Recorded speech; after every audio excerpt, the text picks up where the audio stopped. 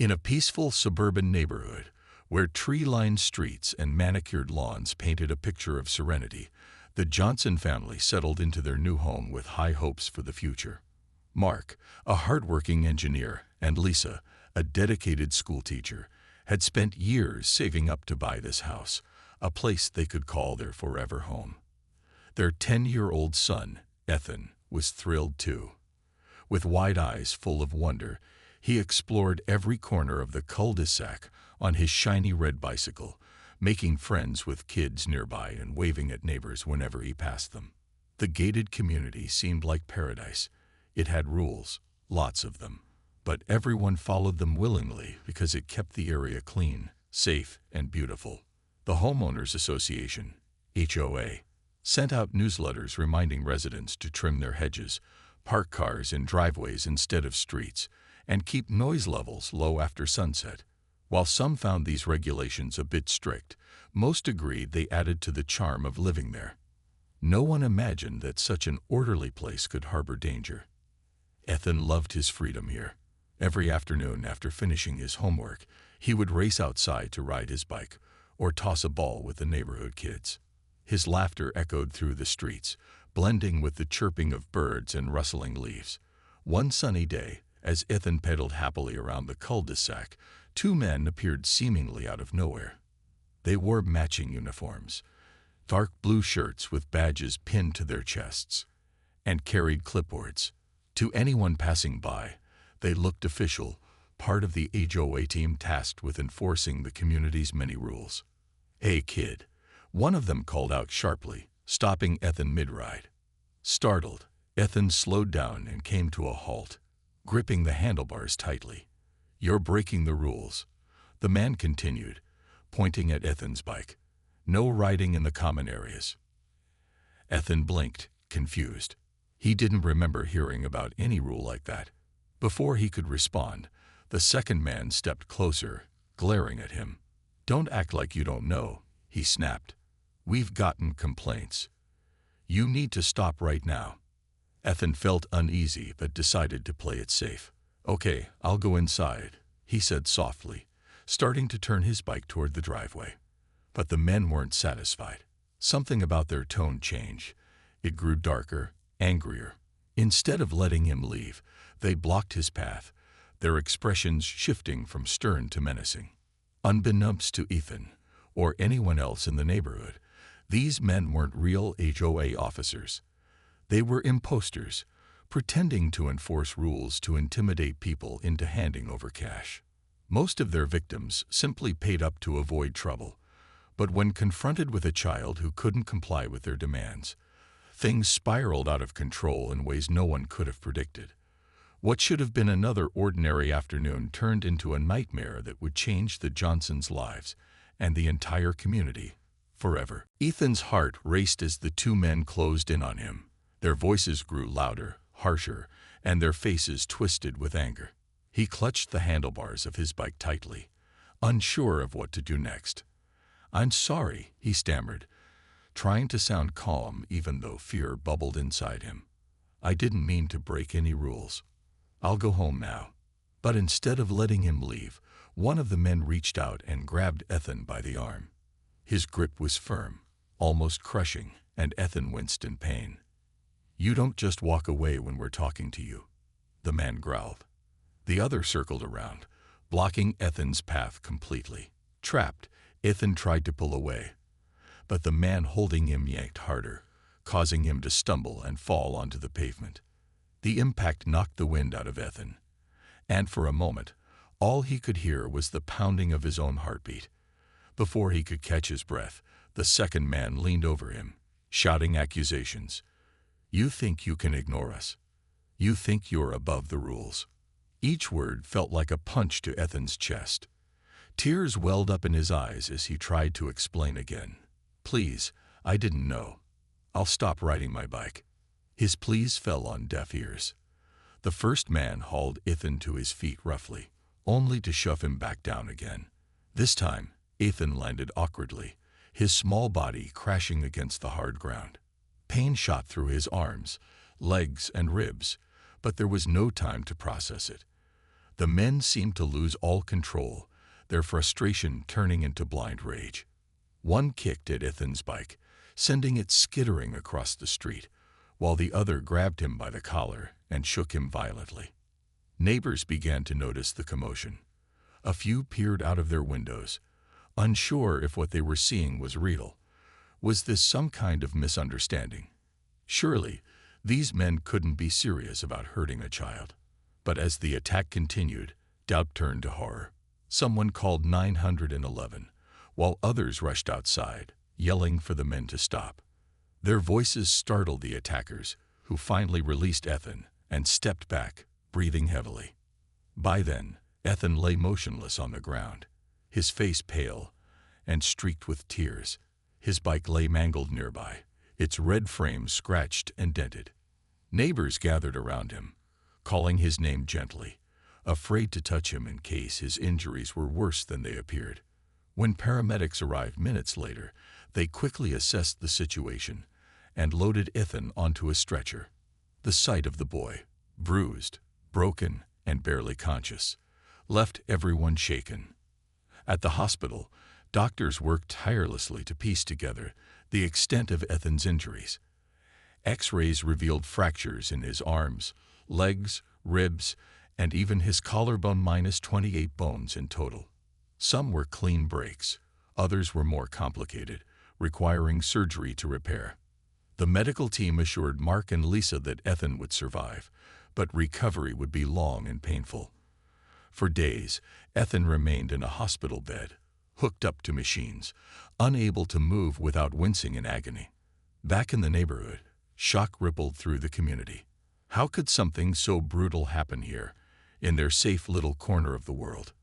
Who were those men, and why had they targeted a defenseless child? As questions swirled, one thing became clear. The quiet suburban life everyone had taken for granted was not as secure as it seemed. Something dark had crept into their midst, and it wasn't going to go away quietly. The days following Ethan's attack were a blur of fear, anger, and unanswered questions. Mark and Lisa barely left their son's bedside, holding his hand as he drifted in and out of sleep. The sight of Ethan hooked up to machines, his tiny body wrapped in bandages, broke their hearts over and over again.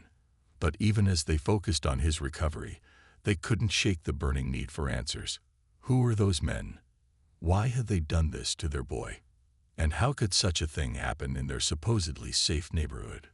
Determined to get to the bottom of it, Mark and Lisa decided to hire a private investigator named Sarah Collins. She came highly recommended by friends, known for her sharp instincts and relentless approach. When Sarah arrived at the hospital to meet the Johnsons, she wasted no time diving into the case. "I'm going to find out who these people are," she promised firmly. "And I won't stop until we have justice for Ethan." Sarah began by gathering every detail she could about the incident. She spoke with neighbors who had witnessed parts of the attack, reviewed security camera footage from homes nearby, and studied police reports. One piece of evidence stood out immediately: a blurry but usable image of the two men captured on a neighbor's doorbell camera. It showed them clearly wearing uniforms with badges, but something about their appearance didn't sit right with Sarah. Their posture, their mannerisms, it all seemed too rehearsed, almost fake. Her suspicions deepened when she contacted the Real HOA office to verify the men's identities. To her astonishment, officials there confirmed that neither man worked for them. In fact, the HOA had never sent anyone to patrol the neighborhood that day. This revelation sent chills down Sarah's spine. If these men weren't legitimate officers, then who were they? And why had they pretended to enforce HOA rules? As Sarah dug deeper, a disturbing pattern emerged. Over the past few months, several residents had reported encounters with aggressive HOA enforcers, demanding cash payments for minor infractions like overgrown grass or improperly parked cars. Most victims paid up without question, assuming the men were authorized representatives. No one fought to report it, until now. With this new information, Sarah expanded her search, tracking down other victims and piecing together a profile of the imposters. They appeared to be professional con artists, preying on people's fears of authority and rule-breaking. Their scheme was simple yet effective. Intimidate homeowners into paying fines they didn't actually owe, then disappear before anyone caught on. But what made them turn violent against a child? That question haunted Sarah and the Johnsons as the investigation unfolded. Meanwhile, news of Ethan's ordeal spread throughout the community. Neighbors gathered in small groups, whispering about the attack and sharing stories of their own run-ins with the fake officers. Many admitted feeling uneasy during those interactions, but dismissed it as paranoia. "If only I'd said something sooner," one woman lamented, tears streaming down her face. The guilt weighed heavily on everyone, fueling the collective determination to help bring the attackers to justice. By the end of the week, Sarah had uncovered enough evidence to identify the two men. Using license plate numbers from another neighbor's camera and cross-referencing them with local databases, she traced the vehicle back to an apartment complex on the outskirts of town. Armed with names and addresses, she handed everything over to the police. For the first time since the attack, Mark and Lisa felt a flicker of hope. Justice might still be far away, but at least they were closer to finding the truth and ensuring no other family suffered as theirs had. The story of Ethan's brutal attack spread like wildfire through the neighborhood, igniting a mix of emotions: anger, fear, and an overwhelming desire to protect their community. What had once been a close-knit but relatively quiet place was now buzzing with activity as neighbors came together in ways they never had before.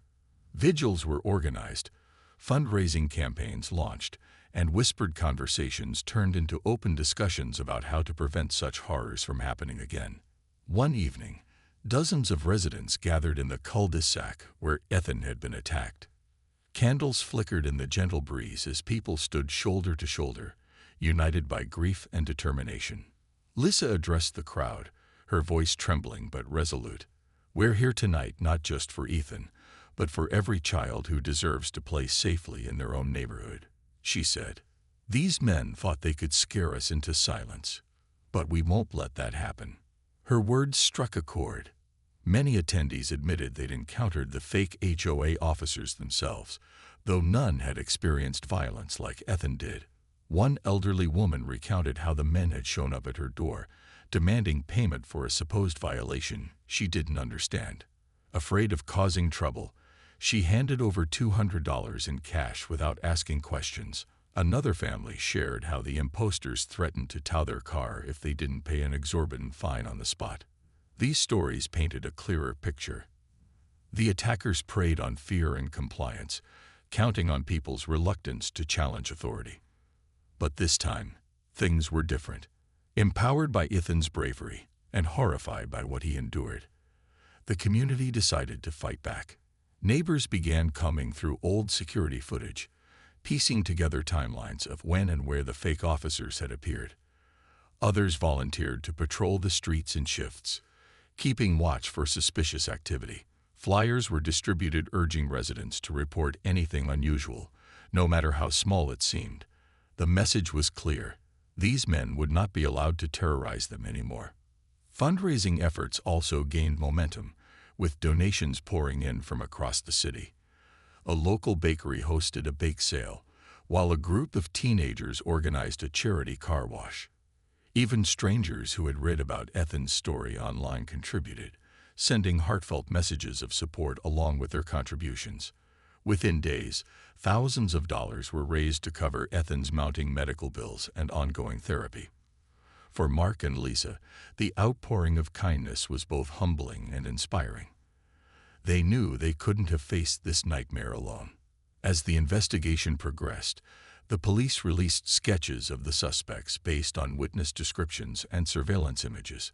Posters went up all over town, and tips started flooding in. Some leads were dead ends, but others proved invaluable. One neighbor remembered seeing a suspicious vehicle parked near the entrance of the subdivision weeks earlier. Another recalled overhearing one of the men mention a specific address during an argument. Each clue brought law enforcement closer to catching the perpetrators. The unity that emerged in the wake of Ethan's attack transformed the neighborhood. People who had barely spoken before were now exchanging numbers and forming friendships. Carpool groups formed, block parties were planned, and a new neighborhood watch program took shape. Fear still lingered, but it was overshadowed by a powerful sense of solidarity. The fake HOA officers had tried to divide and intimidate, but instead they had unwittingly sparked a movement, one rooted in courage, compassion, and an unwavering commitment to justice. For the Johnsons, watching their community rally around them was a source of strength during the darkest days.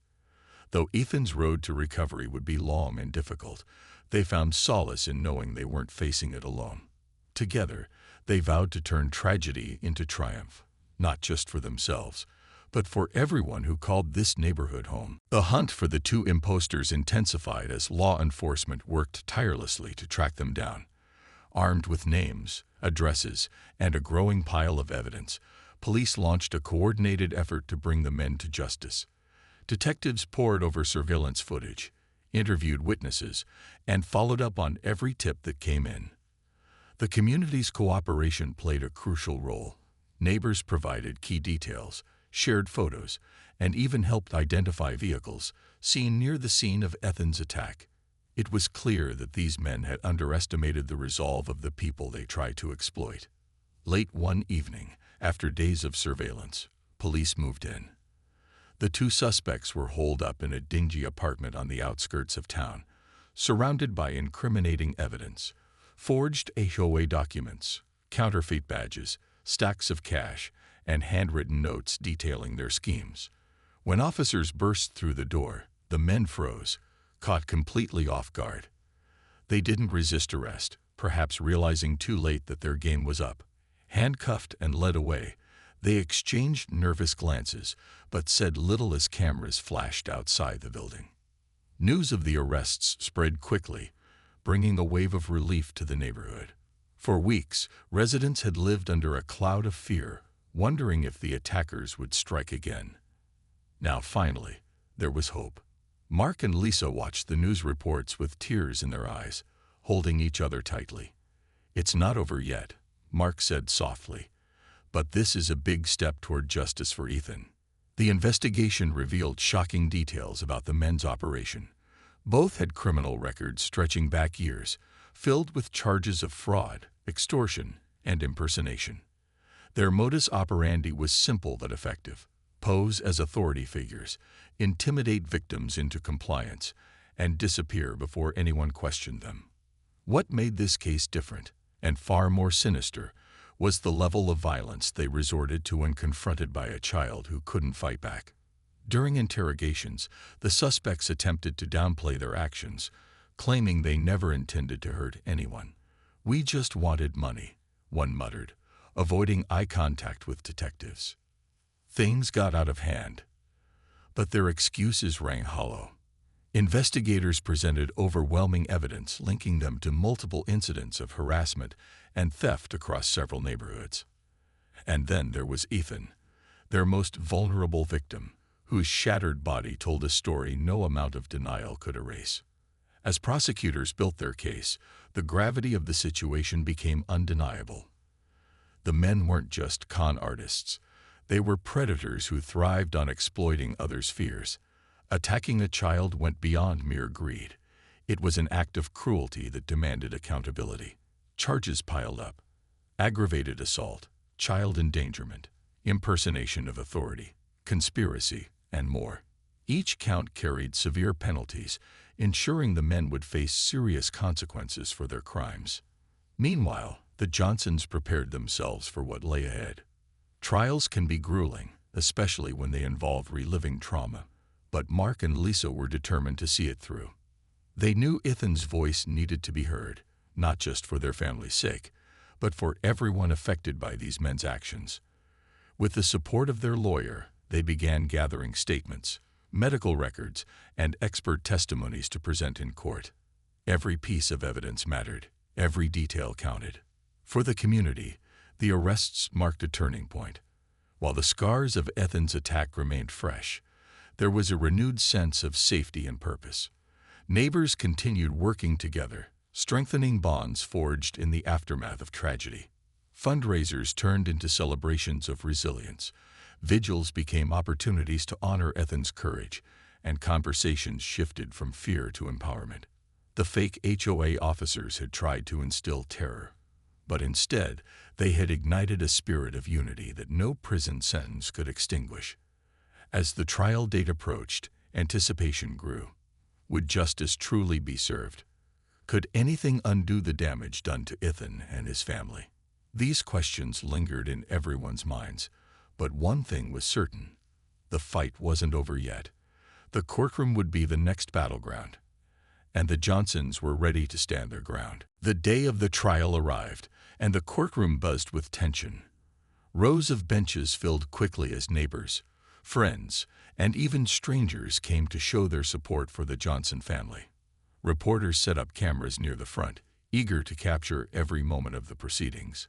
Mark and Lisa sat side by side, gripping each other's hands tightly, their faces pale but resolute. Ethan, now stronger but still bearing visible signs of his injuries, was seated between them. Though nervous, he held his head high, determined to face the men who had caused him so much pain. As the trial began, the prosecutor laid out the case in clear, compelling detail. He described how the two defendants posed as HOA officers, targeting vulnerable residents with threats and intimidation. But the heart of the case, and its most devastating chapter, was Ethan's story. The prosecutor called him to the stand first, knowing his testimony would set the tone for the entire trial. Ethan walked slowly to the witness box, his steps deliberate but steady. His voice trembled at first, but as he recounted the events of that fateful afternoon, he found strength. "I didn't do anything wrong," he said softly, looking directly at the jury. "I just wanted to ride my bike. Then they started yelling at me. And then they hurt me." His words hung heavy in the air, raw and honest. When asked about the pain he endured, Ethan paused, tears welling up in his eyes. "It hurt everywhere," he whispered. "But it wasn't just my body. It was scary. I thought they wouldn't stop." The courtroom fell silent as jurors listened intently, many visibly moved. Neighbors who had seen glimpses of the attack before stepping in also took the stand, describing the brutality they witnessed. One woman recounted how she had screamed at the men to leave Ethan alone, her voice breaking as she relived the horror of seeing a child beaten mercilessly. Another neighbor testified about finding Ethan lying motionless on the ground, his bike twisted beside him. Each account painted a vivid picture of the violence inflicted upon an innocent boy. Expert witnesses further bolstered the prosecution's case. A pediatric orthopedic surgeon explained the severity of Ethan's injuries, using X-rays and diagrams to illustrate the extent of the damage. 28 fractures, he emphasized. Some required surgery, others will take months, if not years, to heal fully. This level of trauma is rare in someone so young. A psychologist added that Ethan's emotional recovery might take even longer, noting the lasting impact such an event could have on a child's sense of safety and trust. The defense team tried to cast doubt on the prosecution's narrative, suggesting that their client's actions were impulsive rather than premeditated. They argued that the men never intended to cause serious harm, framing the attack as a regrettable escalation during what they claimed was a routine enforcement operation. But these arguments rang hollow in light of the overwhelming evidence against them. Surveillance footage showing the men stalking Ethan, police reports detailing their fraudulent activities, and the counterfeit badges found in their possession all pointed to calculated deception and malice. Throughout the trial, the defendants avoided making eye contact with Ethan or his family. Occasionally, one of them would glance toward the gallery, only to look away quickly when met with glaring stares from angry neighbors. It was clear they understood the weight of public opinion and the likelihood of conviction, growing heavier with each passing day. After weeks of testimony, closing arguments brought the trial to its climax. The prosecutor delivered a powerful speech, reminding the jury of the human cost of the defendant's actions. "This isn't just about broken bones," he said, gesturing toward Ethan. "It's about shattering a family's peace, violating a community's trust, and leaving a child scarred for life." Justice demands accountability, not excuses. Finally, the jury retired to deliberate. Hours stretched into days as everyone waited anxiously for their decision.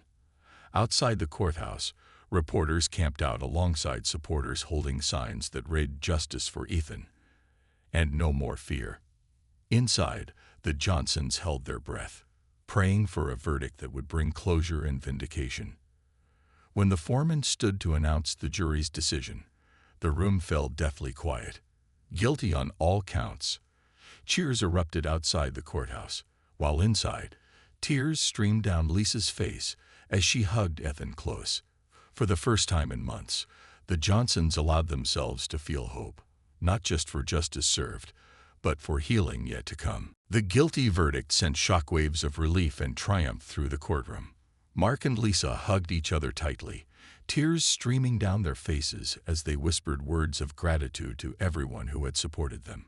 Ethan, seated between his parents, managed a small but proud smile. For the first time in months, he felt like the nightmare was finally ending. The judge wasted no time delivering the sentence: life in prison without parole for both men. It was a decision that reflected not only the brutality of their crime, but also the calculated nature of their scheme to exploit and terrorize innocent people. As the gavel fell, signaling the official end of the trial, the room erupted into applause. Neighbors embraced one another, some crying openly while others cheered with clenched fists raised high. Outside the courthouse, cheers echoed even louder as news spread among those gathered there. Signs reading "Justice for Ethan" swayed in the breeze, and chants of support filled the air. Strangers approached the Johnson family afterward, offering hugs and kind words. "You've given us hope," one woman said, her voice thick with emotion. "Thank you for standing up." But beyond the celebrations, the verdict marked the beginning of a new chapter, not just for the Johnsons, but for the entire community. Inspired by what they had endured together, Mark and Lucy decided to channel their pain into something positive. They founded an organization called Safe Streets Initiative *, dedicated to raising awareness about scams and protecting families from imposters posing as authority figures. Through workshops, school programs, and online resources, they taught people how to spot red flags, report suspicious activity, and stand united against intimidation. Ethan's recovery continued to be a long journey, but his resilience amazed everyone around him. Physical therapy sessions became less grueling over time, and though he still winced occasionally when moving certain ways, he refused to let his injuries define him. With encouragement from his parents and friends, he returned to riding his bike, this time in a safer, more watchful neighborhood. His courage inspired others, especially younger children, reminding them that strength could come from vulnerability. The community itself transformed in profound ways. What had once been a collection of households loosely connected by shared streets and HOA rules now felt like a true family. Block parties turned into opportunities to strengthen bonds, and the newly formed Neighborhood Watch Group remained vigilant, ensuring no outsider could slip through unnoticed again. Residents took pride in their unity, knowing they had faced darkness together and emerged stronger. For the two men sentenced to life in prison, justice closed the door on their reign of terror, but their actions served as a grim reminder of the importance of vigilance and trust within communities. News outlets covered the case extensively, sparking conversations nationwide about how easily con artists can manipulate fear and authority to exploit others. The Johnsons' story became a beacon of hope, showing that even in the face of unimaginable hardship, resilience and solidarity could prevail. As months passed, the scars of that terrible day began to fade, but not entirely. Every crack in the pavement where Ethan's bike had fallen, every candlelit vigil held in his honor, reminded the neighborhood of the fragility of safety and the power of coming together. Mark often said during interviews or speeches, "We didn't choose this fight, but we won it because we stood side by side." No bully, no scammer, no fake authority can break a united community.